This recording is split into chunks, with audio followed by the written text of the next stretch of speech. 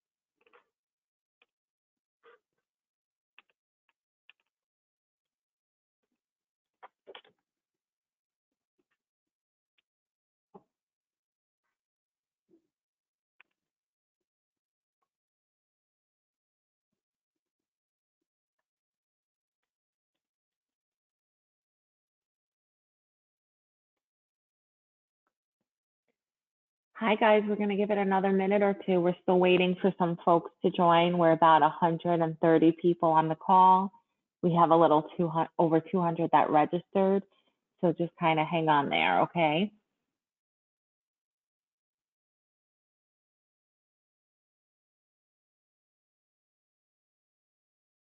I just saw that Hubert has joined the call, so now I think we can get started. As long as Hubert's in, we're all good to go. Good morning, Hubert.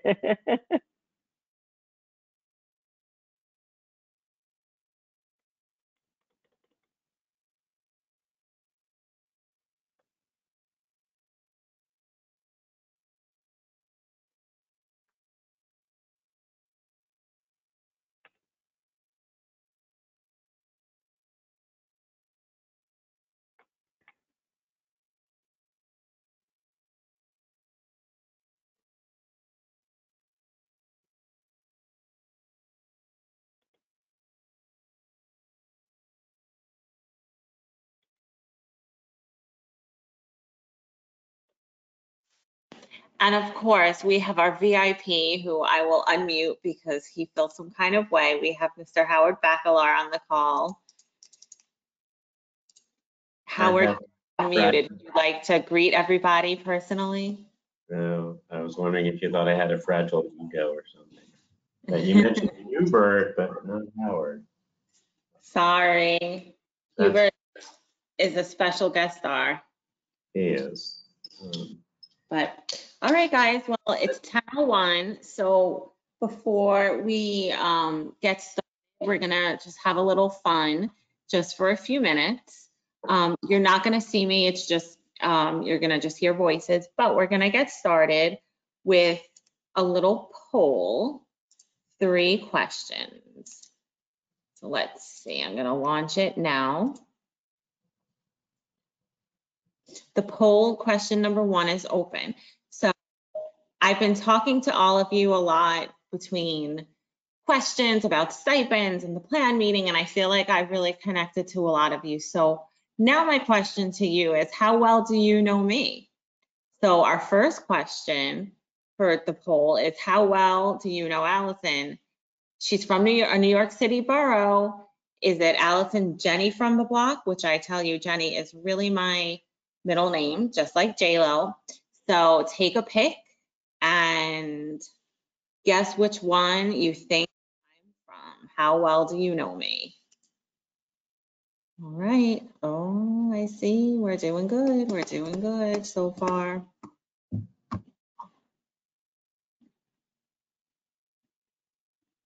We're about halfway through.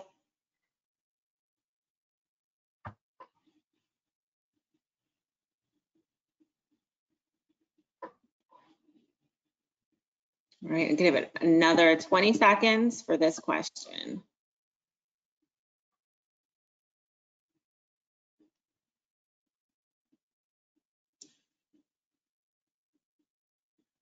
All right, we're going to close this question out.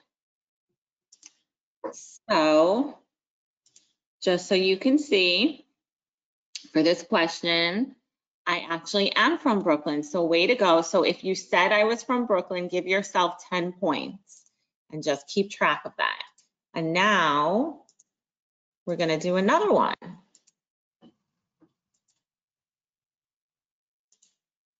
So how well do you know me? What colors does Allison bleed? Is it red and gold, go Noles? Is it green and orange, all about the U? Or is it blue and orange, go Gators? How well do you know me?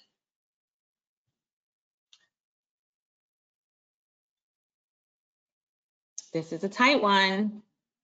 Well, clearly. Can't say anything, Howard. I'm going to mute you. You have to. How about if I speak really slowly? No, I'm going to mute you in a moment. Let them concentrate. This is important stuff. We'll give it another 20 seconds for this question.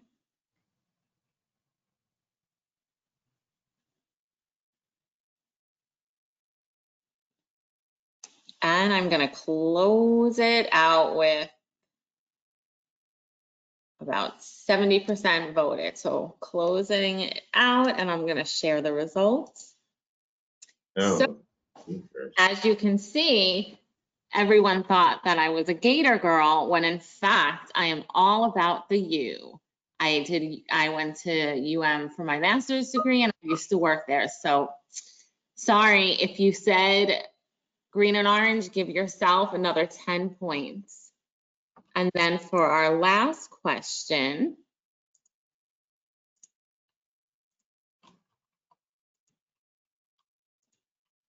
get ready.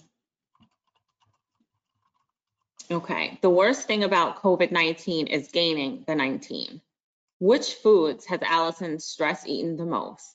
Is it potato chips, Ruffles only, Oreos, chocolate or golden, both are delicious, rice cakes with or without peanut butter?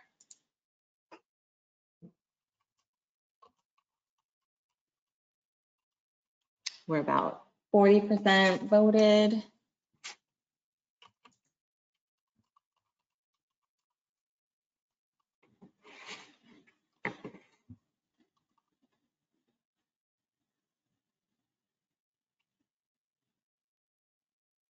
All right, we're gonna give it one more second. 10, 9, 8, 7, 6, 5, 4, 3, 2, 1, and we are about to close out this poll. So, whoops, I'm gonna share the results. Ah, There. So, if you guessed rice cakes with or without peanut butter, you are correct. That is the one thing that is now in a locked box in my house where I'm the only one in my family that does not know the code. I do not particularly like Oreos, and potato chips are eh. I rather eat a rice cake or even cereal or something weird like that. So thanks for playing, but we're not quite done yet. Just stick with me for 2 more minutes. So let's see, if you got the answers right, you should be at 30%. So if you scored 30 points, we are BFF AFF, hashtag besties. We are now officially in the BFF club. If you scored 20 points, we really need to catch up and have a reunion. Just like these guys had a reunion recently from Friends. And lastly, if you scored 10 points or less, I feel like I hardly know you. So hashtag call me maybe. So I hope you enjoyed playing. It was a little fun to start. We always like to start the meeting with a little bit of fun. And now I will get back to the work at hand, and I'm going to open up the agenda. You can download the agenda and follow along if you would like. I'm going to move it over to the screen right now so you can see it. And so officially you are now welcomed to the plan meeting for August 5th. Who could believe that it is already August? And now I turn it over to Howard. thanks, Allison. And if you could also unmute Amy, Keisha, and Christine, just to save time if they need to, and of course Hubert, if they need to chime in, especially if I'm going off track on any of this. Good morning, everyone. So, big news. Since last week, we found out and were surprised to find out, and then needed to wait to see it in writing, find out from OEL that they are willing to pay for full-time care for school-age children during the pandemic time. So they understood that families need options. And one option clearly for parents who need to go to work should be to be able to send their children to a learning center, a learning pod, whatever you might want to call it, at clearly today we're talking about at a child care center, to have their children virtually learn, plugging in to their virtual classroom at their public school during the day, and then probably staying for the rest of the day at the center, and here we say child care center. So big and important news. And again, we wanted to make sure that this was all in writing by OEL before communicating out to you guys. And then once OEL put it in writing, we needed to make sure that they were differentiating between terms, because they intermixed some terms that made it a little confusing. But what they were talking about was those families that are deemed eligible because the parents are working full-time would get full-time care. We needed to differentiate between full-time and part-time care. That was a big issue. Not that part-time care, because it's up to 6 hours, not that kids getting part-time care can't go to your centers also, they can, but it was important to see about this full day. Then our next barrier was being able to tell you, our childcare providers, which children on your roster were full-time and which are part-time, because as we know, our system isn't really the best at letting you know that. Any comments from Hubert, Amy, Keisha on that one? Hi, this is Amy. Just wanted to mention that the provider relations staff reached out to the providers mostly yesterday, maybe some might have gone out this morning, to send the list of the children that are only approved for the part-time. We had to send the information encrypted since it did have children's information. So if any providers were unable to open it or read it, just reach out to your provider relations specialist and they can give you the information over the phone. So thanks, Amy. So a lot of you also got a SurveyMonkey survey on Friday, I think, from us. We were doing it on behalf of the school board, really, but it actually gave us great information as to how many of you were open and willing to serve school-age children and maybe expand your space to serve more school-age children. That was the biggest, I can't say eye-opener, we kind of expected, but it was really a big confirmation that our childcare community is open and willing to do this, to have children full-time in their centers, school-age children learning. So that's great. The ungreat part of this is that we have 2 weeks or so to put this all together. So we're all kind of in this same boat of moving really, really quickly and trying to think of every question we can both ask and answer at the same time. So we'll try and answer as many as we can for you, knowing that we're in this together, and we'll try and answer whatever we can today as quickly as possible.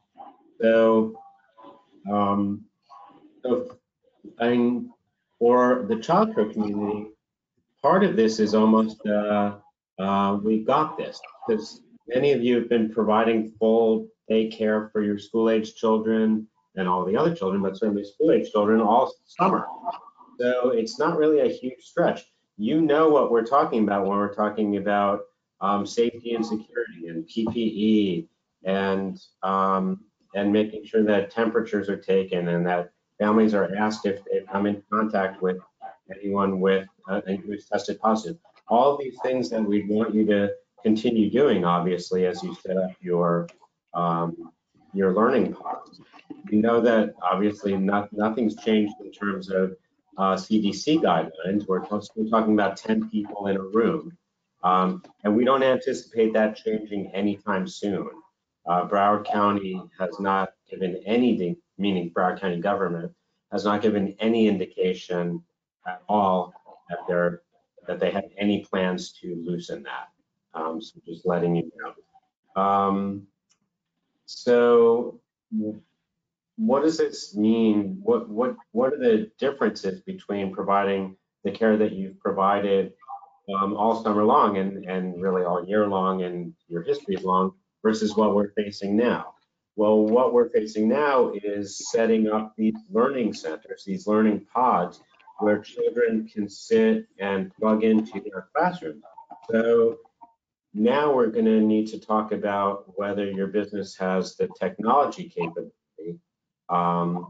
So if not, you're going to want to and need to build the technological capability so that you can have in 1 class, 2 class, 4 classes of children plugging in all at once and everyone not freezing all at once. So Hubert, you want to take it from there, because basically I've just exhausted my entire range of technological answers. Hey, good morning. Thank you, Howard. Thank you. Good morning, everyone. I'm super excited to present a couple of tips for you all. And if you can see me right now, I'm actually wearing my pajamas, but you cannot see me, so no, just kidding. I just wanted to enlighten the virtual air here. All right, so I know right now it's a tough time, and many of you are gearing up for the upcoming school year. So I just wanted to give you a few tips as you support our future leaders for the upcoming year. So the first tip I wanted to give you is around your internet and Wi-Fi. So I know many of you have internet connection to submit your attendance on a monthly basis. However, it is important that you have adequate internet speed for our school agers. As Howard mentioned, while distance learning with the school board at your center. And this is, as Howard said, this is great news. Now, good internet speed depends on what you use the internet in your center for. So if you're using the internet simply just for you, speed is not a big deal. It doesn't have to be high. However, if you are going to support a group of students, it's recommended that you have at least a 75 megabits, between 75 to 150 megabits per second speed. So I'll repeat that again. So that's a good speed for you to support about 10 to 12 children at your center, right? To be on the internet at the same time. Now, and of course, the higher the speed is, the better. So if you have over 150, that's great. If you have under 150, that doesn't mean that the children cannot function. As Howard mentioned, their system can freeze and it takes longer. But of course, again, as I said, it depends on what you're doing on the system. So the internet speed depends on the bandwidth that's being used at the same time. So if all the bandwidth is not being used at the same time, then you're okay. But good speed, again, is between 75 to 150. Now, to test your speed, I'm going to give you a link, a website that you can go to test and see what kind of speed you have. It is called speedtest.net. So if you go to speedtest.net, you can click that the go button. You'll see a button that says go. When you click it, the system is going to analyze your computer and it's going to see what kind of speed you're getting. So if you are not getting between 75 and 150, it's okay. That doesn't mean you can't function, but it's just for you to function better. The recommended speed is between 75 to 150. Okay. Now, if you have a bigger center or if you have a bigger space, you can purchase something that is called a Wi-Fi extender. Okay, so it's called a Wi-Fi extender, and what it does is it boosts your Wi-Fi signal from one side to another. So if you have a weak spot in your center where you don't normally have Wi-Fi, you can put a Wi-Fi extender that would work with your router, right? I don't want to get too technical, but it works with your router and it allows the speed to strengthen the speed a little bit more so you can get better boosts on the other side of your building or the other side of the classroom and so on, okay? And the Wi-Fi extenders are not too expensive. You can get one for less than 20 bucks. And the more expensive, of course, the better. But to get started, you don't have to spend so much money to get started.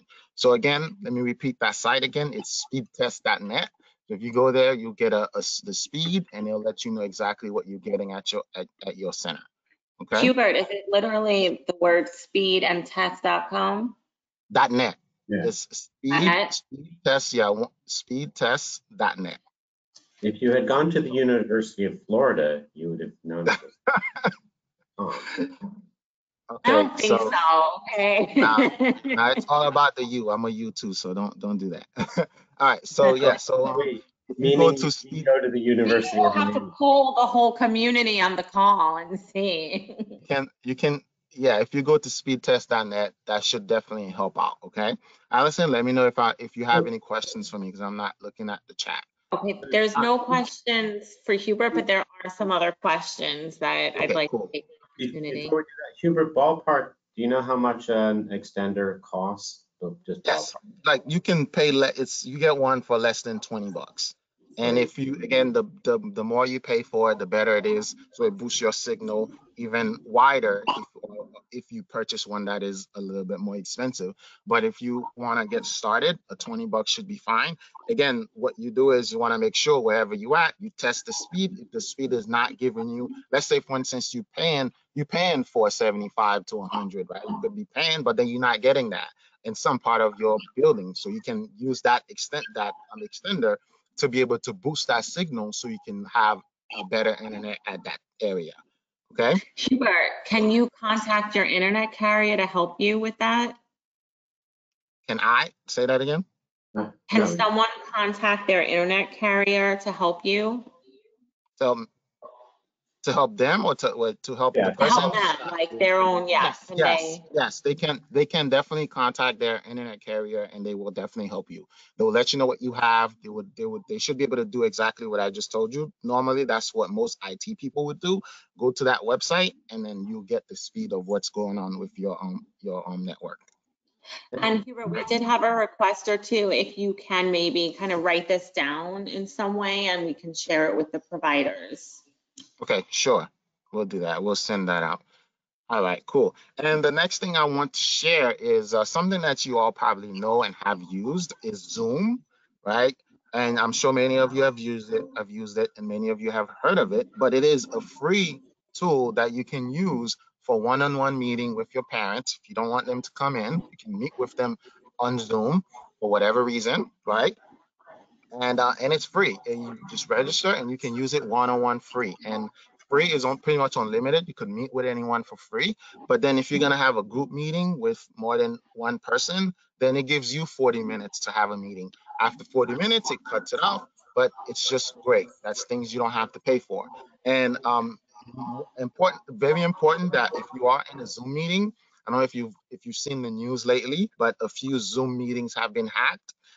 So it's definitely important that you add a password to your Zoom meeting when you have a Zoom meeting. And also, once you add a password, you can also lock your meeting. So if you have a meeting with 5 people and those 5 people are in your meeting already, you can lock it. Then once you lock it, no one else can get in and it's pretty secure. So I know some people are afraid of Zoom and afraid of doing those type of meeting, but if you take those precautions, you definitely can have a meeting without any interruptions. Okay. So those are the two tips I had for you this morning.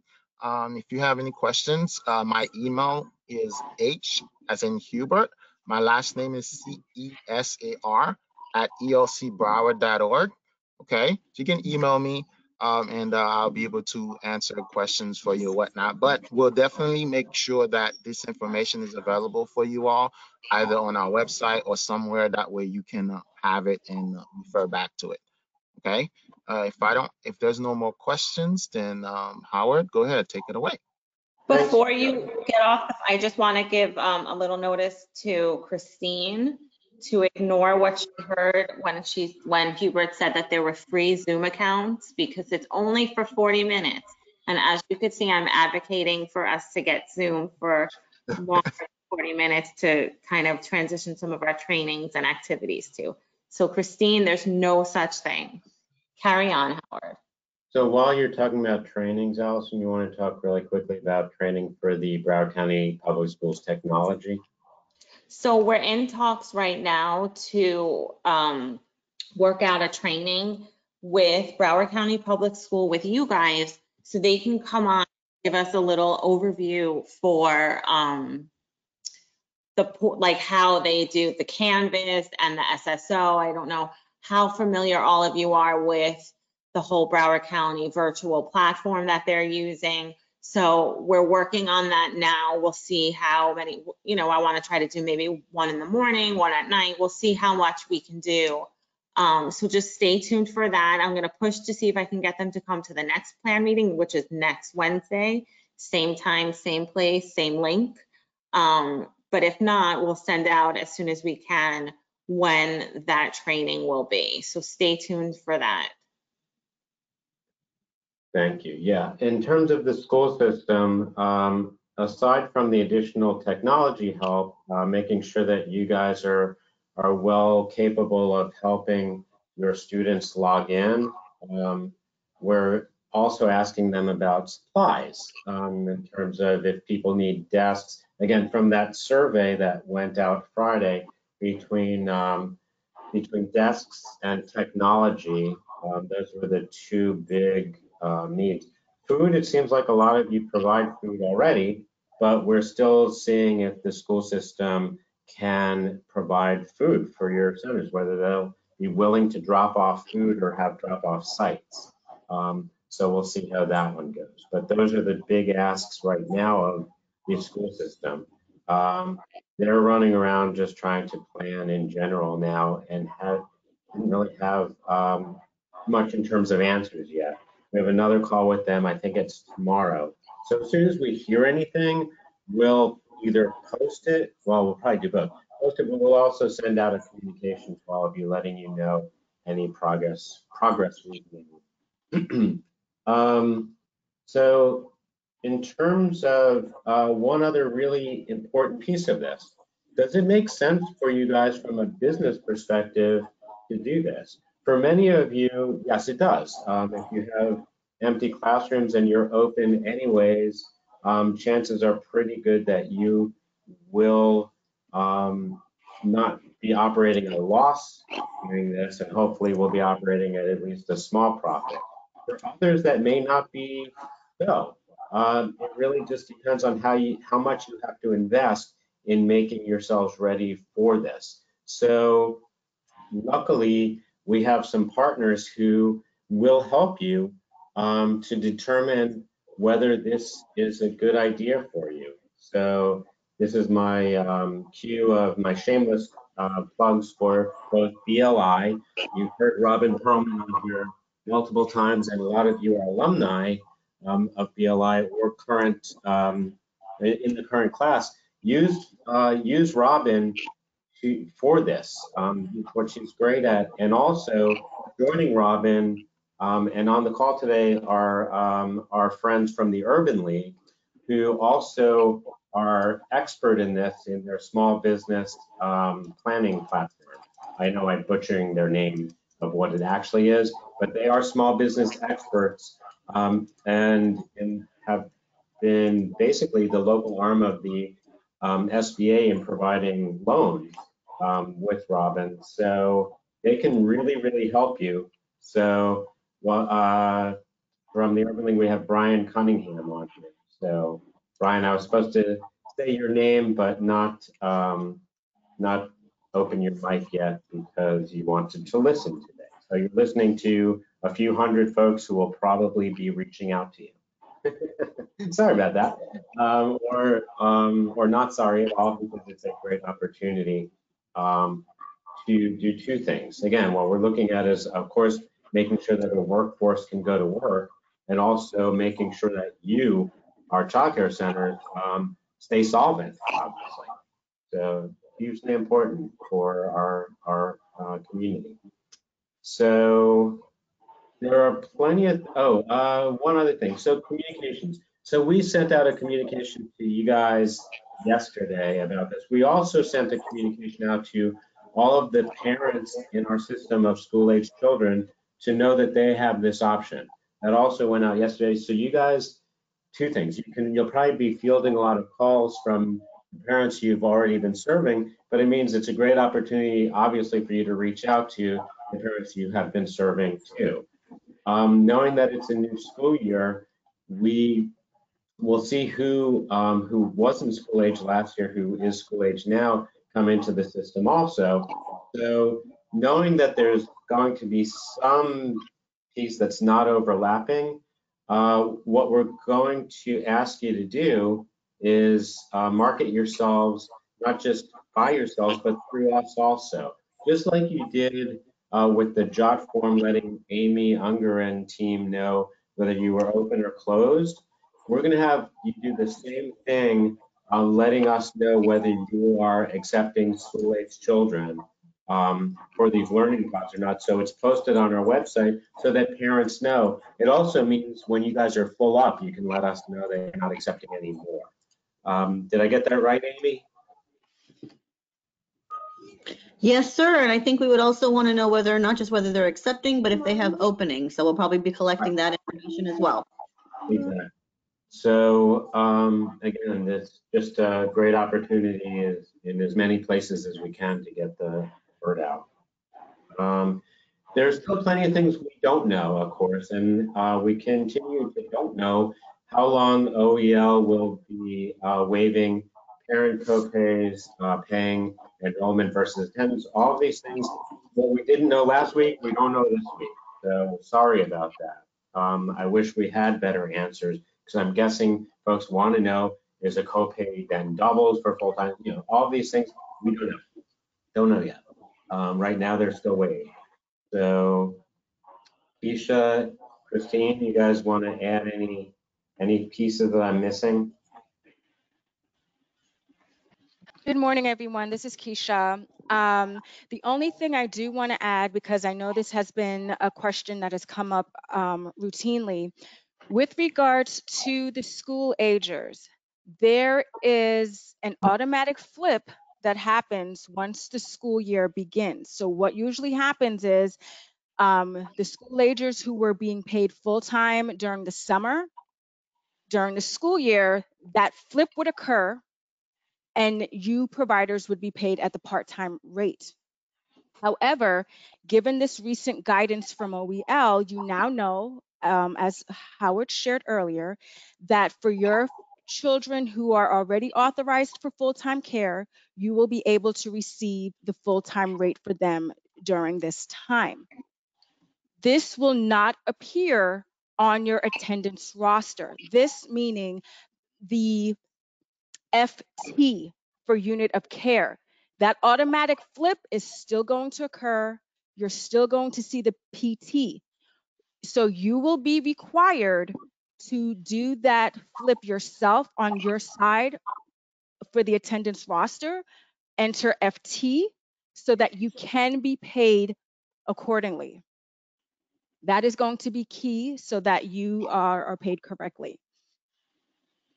We have asked OEL to allow for you guys to see who is actually authorized for full-time and part-time, but since we have not received a response from them as of late, that is why Amy's team sent out to you all the list of children who are part-time at your site, so that at least you know who's part-time versus full-time. So that is key for all of you, that you will indeed have to do that flip yourself on your roster so that you're paid appropriately for your school agers that are full-time. Thanks, Keisha. No problem.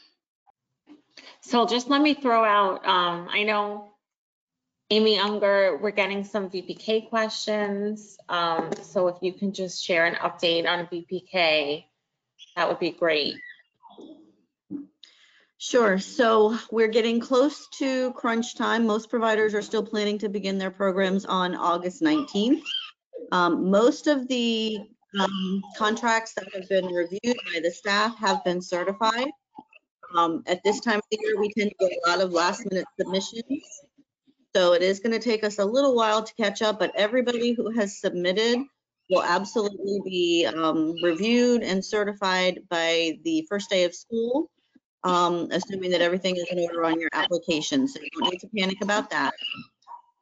We are getting questions about how many children can be in a classroom. As Howard mentioned earlier, we're still under the CDC guidelines here in Broward County, so a group size is not supposed to exceed 10. So it's looking like at this point, you're going to have one lead teacher with 9 students in a classroom. And again, this is where I'm figuring Robin especially can help you guys. You know, this is a crazy year that's become crazier with CDC guidelines. Not that they're not there for a reason, obviously they are, but it's figuring out what you guys can do from a profit standpoint between choosing, do I do VPK classrooms that are smaller than usual? Do I do school age classrooms that are smaller than usual? Do I look at my 0 to 5? And also, are parents going to send any of their children or part of their children or all of their children? These are big unknowns. We know it, and we know that right now it's a guessing game for a lot of this stuff. So we'll let you know also what trends we're seeing in terms of that. And even like this, so we know our population, our universe of children, of school-age children who we could be serving right now or through the summer was around a little over 4,800 kids. How many actually were attending? More like 2,800 kids. Am I about right, Hubert and Keisha, in round numbers? I don't have the actual numbers in front of me. I'm pretty sure I'm right with that. Yeah, I think it's 2,500, but you're in the ballpark. All right, thanks. Yeah, I didn't pull those up, but so we'll see if it's interesting to note, but you wonder if school opening was that great normalizer that folks were waiting to see what to do. And now they say, you know what, this is going to last for way longer. It's time I have to go to work and send my children back to school. Worried, of course, about safety and stuff, but just a guess. But I think that we'll see an increased population.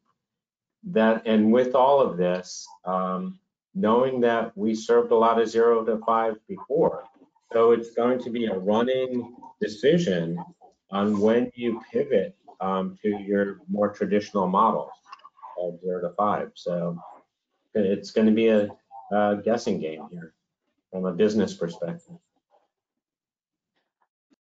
Okay, so Howard, I just wanted to add something because I see that there's a question specific to how is it determined if a child is authorized for full-time versus part-time care. This is based on the parents' hours of employment and or education.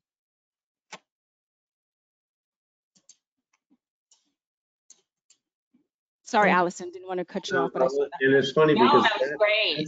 that's a great question. That's the exact question we were waiting for OEL to clarify for us, whether they actually meant that or not.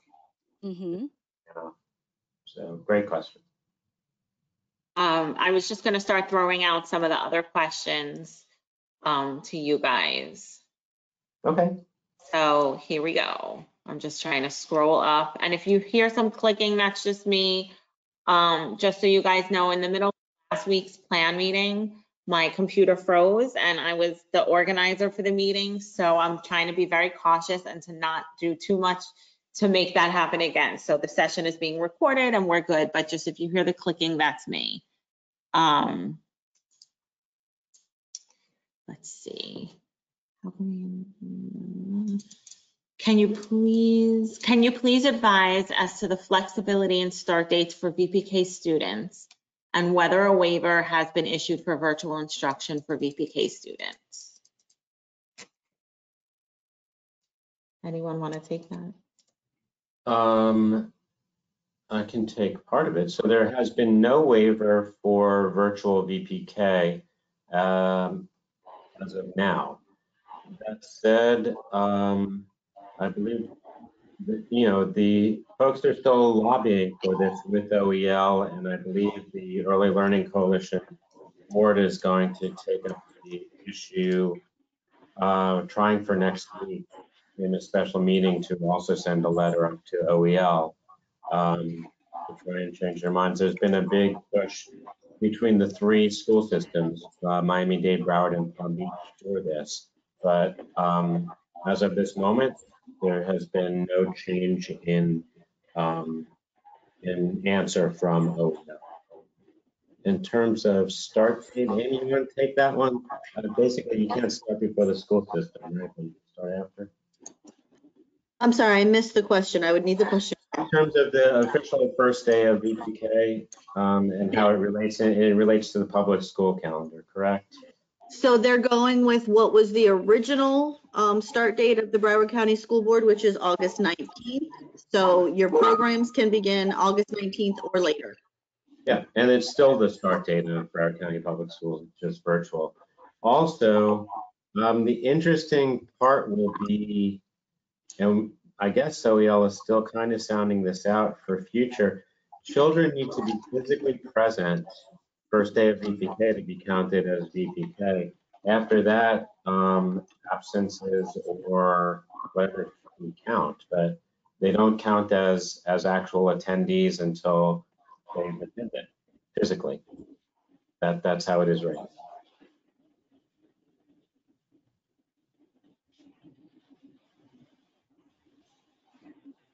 So I know that sounded confusing, but meaning if OEL then said we'll continue to pay on enrollment versus attendance, those children wouldn't be seen as enrolled unless they've actually attended a day.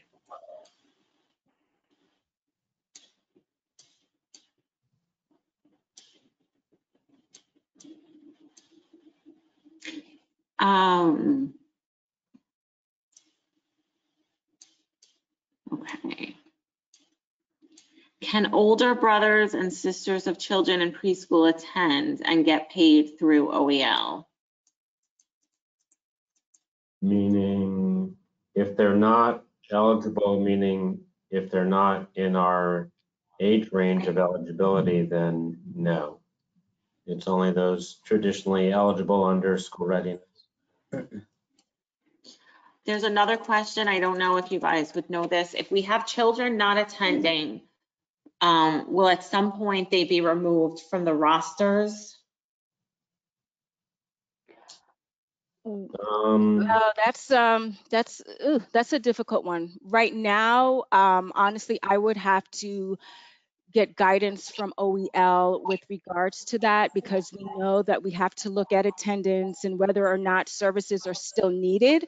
So if anything, what we would do is first reach out to that parent to determine their need for ongoing services. And of course, that would be communicated to the provider if the parent advised, you know what, I do not need services any longer. We would not just immediately terminate that child or children.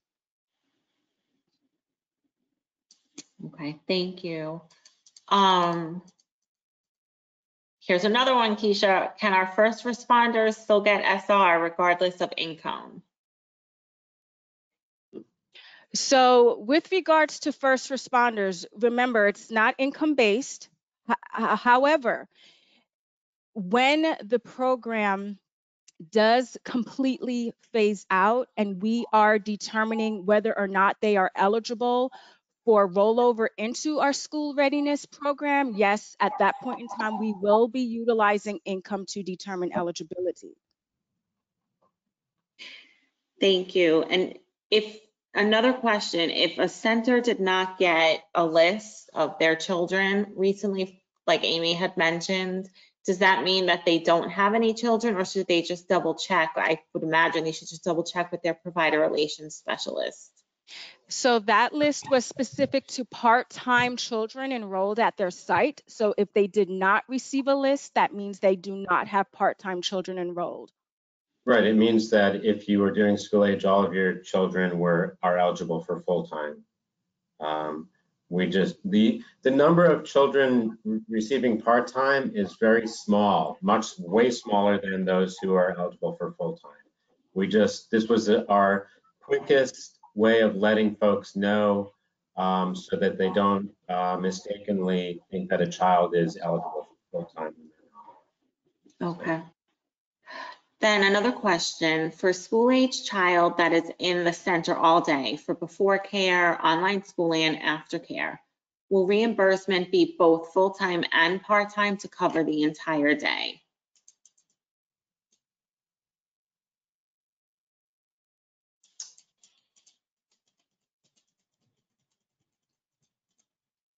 That's a question for Sandra, if she's on.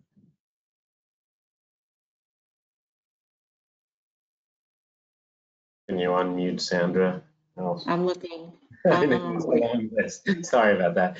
Sorry, everyone, for the pause. Allison now needs to go through the entire list of We have Sandra, you are happily unmuted.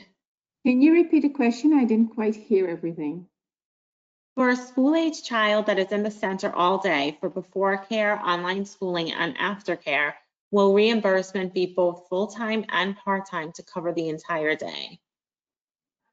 If it's per day, it will only be full-time. It has to be more than 6 hours, and the provider have to change the PT to FT. How do you flip from PT to FT? That is, the provider can do that on their portal, on their roster. They're allowed to do that. I think it's asking the question, the mechanics of how you actually do If they need to know how to do it, they can call the provider reimbursement staff and we can walk them through it. But they have the ability to switch that. All right, thanks, Sandra. Thank you, Sandra. One-on-one tutorials will be helpful.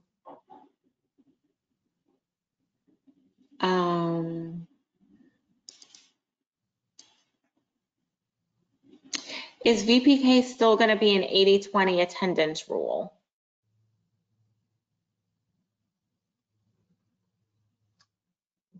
We haven't, Amy, you can, or Keisha, you can correct me if I'm wrong. We haven't seen anything different than that for meaning for this upcoming school year VPK.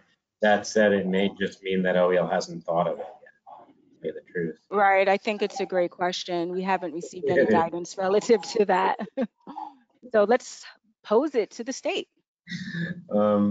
If you haven't noticed yet, OEL hasn't been like gigantic on longer term planning during this. So great question. We'll bring it up to them. And then we have some like VPK questions about attendance. If a child misses the first day of VPK, will their enrollment status start the first day he or she attends?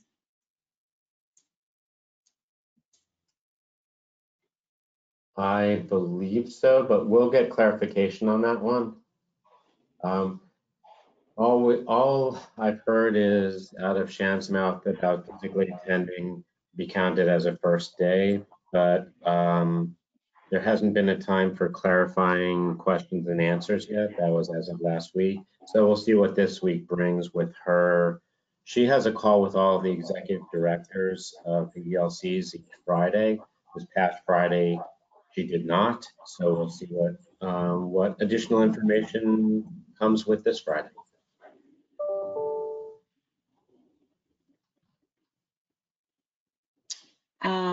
We have if you have questions such as like a sibling is part-time, but another sibling is full-time, reach out to your payment specialist. They'll be able to best assist you.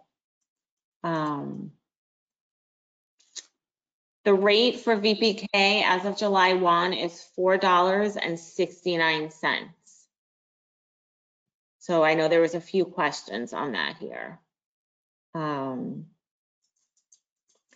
At the current moment, I have not heard that VPK assessments are waived for this year. So if you are starting your VPK in 2 weeks, yes, VPK assessments are required. And don't forget, if you are a provider on improvement, that I know we're looking down the road, but you will have to also do the assessment number 2. ASQs are back in motion as well. If a child is not there, you cannot do it, but if a child is present, please go ahead and do it. What else?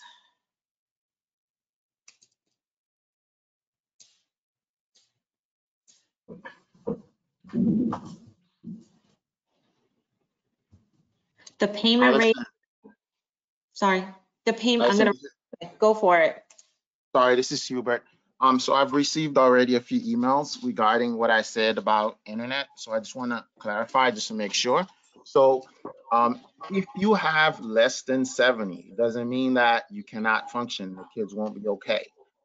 It's all I said is just that if for you to be okay with them as far as streaming, because 70 allow you to do pretty much everything, right? So that's why I said that's comfortable. But if you want to use 20, 25, 30, that's okay as well, right? That's okay, because it all depends on what the kids are doing. Is everyone doing the same thing? Are they watching videos? All of that play a role. So I didn't want to go into all those details when I did my spiel, but just understand that when I said this between 70 and 150, if you have 50, that doesn't mean you can't function, right? You can still function. You don't have to go and upgrade, but the recommended number is between 70 and 150. Does that make sense? Hopefully that makes sense to you all. We're also getting questions on whether or not OEL approved the SR reimbursement increase. Oh, the provider rate. It's that's a good question. I think we're still in discussion. They had some questions of us, correct, Christine? Yes, things are moving, but we have not yet received a final answer yet. So it's still in process, and as soon as we know, we will let you know. Good question.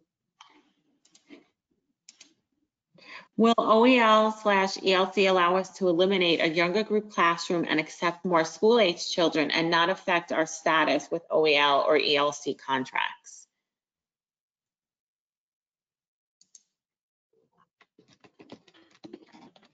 I'll punt a good portion of that to Amy, I guess, but when we think less of you, no. Yeah, I don't see any reason why that would impact the contracts.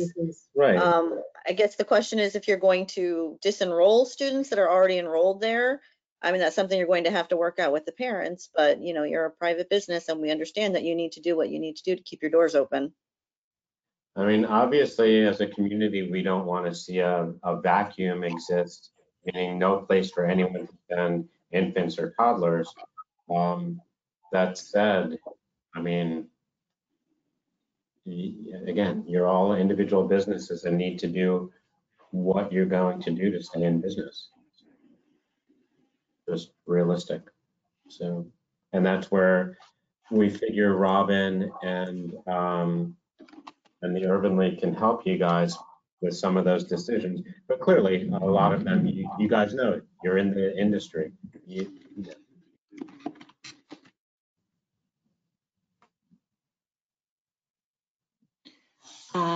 Will VPK waive absences due to COVID?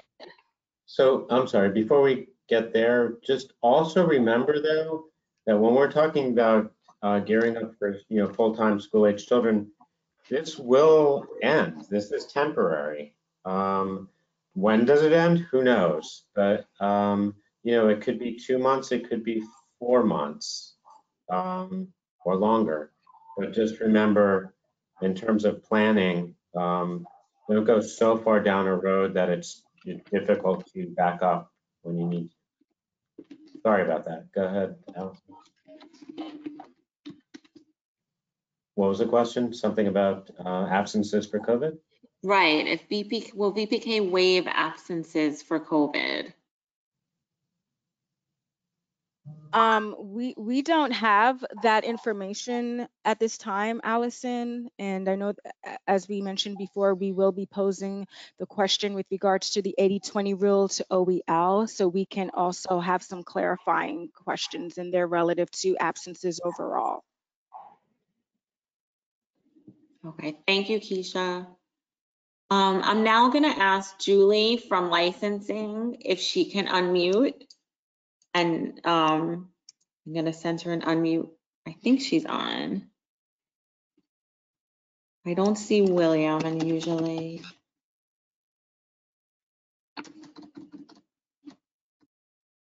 Julie, are you there? I don't know. No, that's not her. I don't think licensing is on the call, but we are getting some questions about dividers and stuff like that. And I do want to recommend to reach out to licensing because they're the best people to ask about those kind of questions. No, and thanks for reminding me as I was on the phone with Julia this morning. So a number of you guys have invested in different types of dividers, plexiglass, and such. So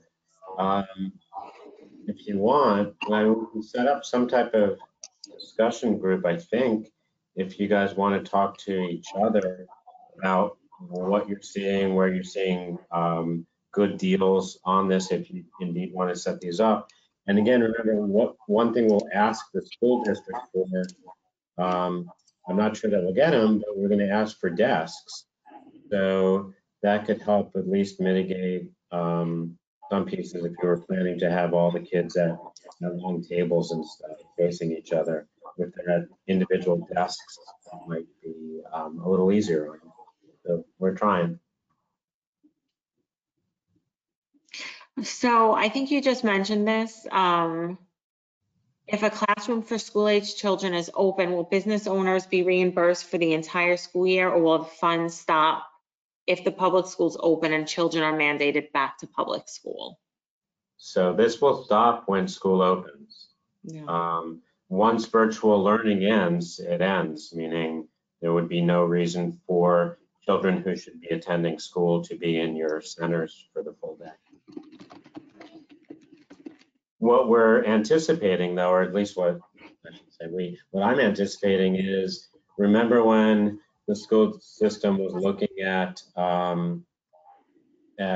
2 days on, 2 days off, for those of you who are tuned into that piece, that children would attend in staggered schedules. I'm guessing that this is going to happen in phases. So we'll see them coming. But again, that was the planning at that point. Let's see what they come up with. They could conceivably say that they're taking them by age group instead. That's what Palm Beach, I think, was looking at. So the first children back to school in Palm Beach, I think, would be the younger children. That was not how Broward was planning, but that said, it's not like they wouldn't change their minds. Looking at the other school districts and plan that way too. But yes, once school is in session, virtual school ends. And I just wanted to also address, we're getting some questions about PPE. At the current moment, we don't have plans to share with you on that, but remember, we supplied you with the CARES grant, the booster grant, and the mini grants. I know they're getting hard to come by. I did even see something on the news this morning about the Lysol wipes being hard to come by. We're doing our best, and as we can share resources with you, we will. We're all in this together, so. But in terms of CARES funding, the next phase is, as I kind of figured, I don't think it's much or any further along than it was last week. If it is, then we haven't seen it. But what it didn't look like was like those first mini grants, nothing having to do with supplies and stuff. We'll see what further phases do. And also we'll see what happens with the new stimulus dollars that Congress could be approving sometime this week. If there are additional childcare dollars that are going to come down, it's been talked about. So let's see what the final bill looks like. And thank you, Howard. And I just did want to jump down. I'm going to skip Christine, but we'll come back to her. I don't want her to miss out. The stipend update. We started sending out the CARES grant that went out in a batch already, and we're working as hard as humanly possible to continue to get those out, get the booster grants out, get the teacher training stipends out. We have a small team of finance, and they are juggling the 3 grants and the different stipend programs. So I promise you, we are working as hard as humanly possible. And if you have specific questions, you can reach out to me. And I've been helping some providers kind of navigate through when they'll receive funds, or just to kind of double check when they did receive them. So just know that we can always help you with that. And I will now turn it over to Christine, as she's been waiting and waiting to do her part. Oh, and while you do that, thanks to Kara for pointing out to us, well, in our evolving CARES dollars and grant funds and stuff, we'll try and give you a printout, of course, of what you're receiving, when, and why. So, thanks. Sorry, Christine. That was actually, I was playing the role of Christine saying. Hey, keep going, Howard. You're doing a great job. No, I don't want any. I'll leave the rest of it up to you. Thank you. Okay, so I have the exciting topic of registration fees and a reconciliation update. These should be very brief. The registration fees, some of you may recall, we have mentioned these through the year. This is something that came online by regulation this year. However, OEL has not provided us with the technology to actually pay the registration fees until very recently. The now EFS mod has a capability for calculating the registration fees, but I'm pretty sure that most of you will not be surprised to hear that it is not a perfect system, that there are some problems and flaws in those calculations. And so we are right now going through the process of reviewing those calculations, and we are having to do some adjustments to address those. The trigger for getting paid a registration fee is that in your contract, when you signed it for FY 1920, that you have a registration fee listed as part of your fee structure. That should also trigger your getting a survey that asks you whether or not you collected your registration fees during the year. If you get that survey, there is no impact on whether or not you will be paid the registration fee if you answer the survey. So I would encourage all of you to respond to the survey. We are just processing the registration fees based on the contract and the calculation that OEL is providing for us. The actual date for the payment of that is, we're going to send that out as a separate batch as soon as it's ready. So it will not be in the next payment batch, but it should be shortly thereafter. The clock is ticking on our fiscal year, so we have to get it out by a certain deadline. So we're just trying to get it right the first time. So let us know if you have any questions about that, and we'd be happy to address them.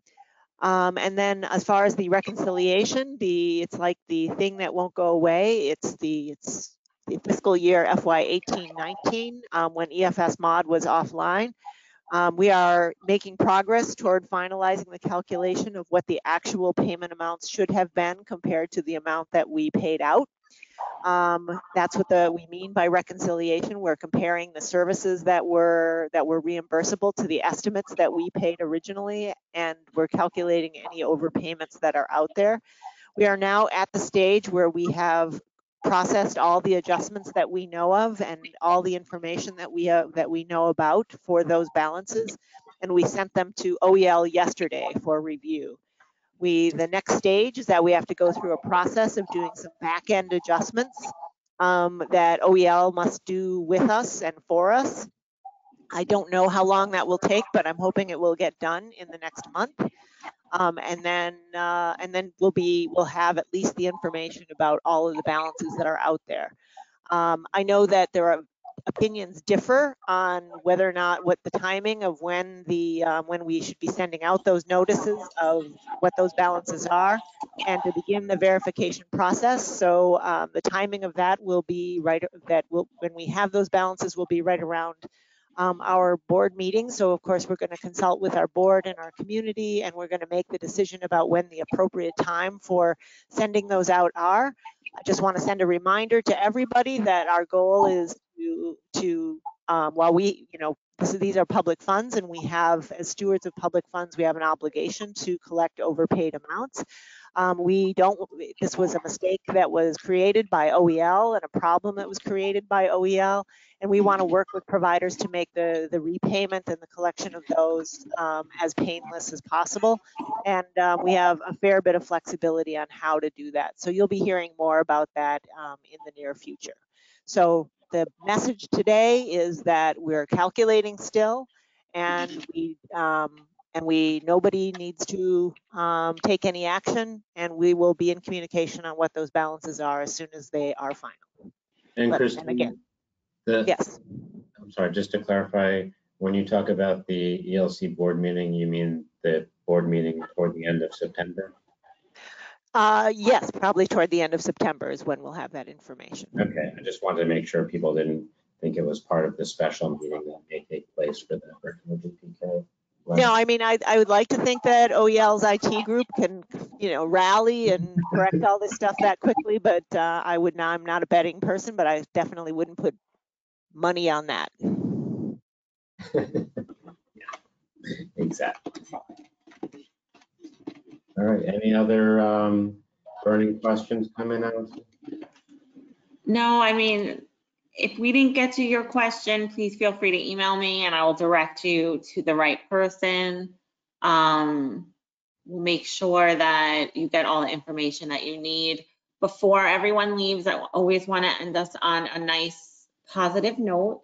So just the way we start, so I'm going to share with you a little poem that I actually shared with our ELC team at our staff meeting. So just listen, and then we will wish you well. So, you're not supposed to touch your face, but put your hands some other place to keep yourself from catching cold. At least that's what I'm often told. They say that you can touch your thigh, but never ever wipe your eye. It's fine to touch your knee or shin, but keep your fingers off your chin. Your fingers can hold your hips, but shouldn't slip between your lips. Why? You can even rub your rear, but hands should not go near your ear. There's just one problem I can see. Though I'm allowed to touch my knee, my arms, my legs, my feet, and toes, I don't know how I'll pick my nose. So just a little positive fun to end today's meeting with everybody, and we will meet back here next Wednesday at 10 a.m. And we will continue to meet every week until things go back to normal, but this is our new normal. And just always remember to take care of yourself. Thank you for all you do. We're all in this together, and just be safe and be strong and take care, everybody. Thank you.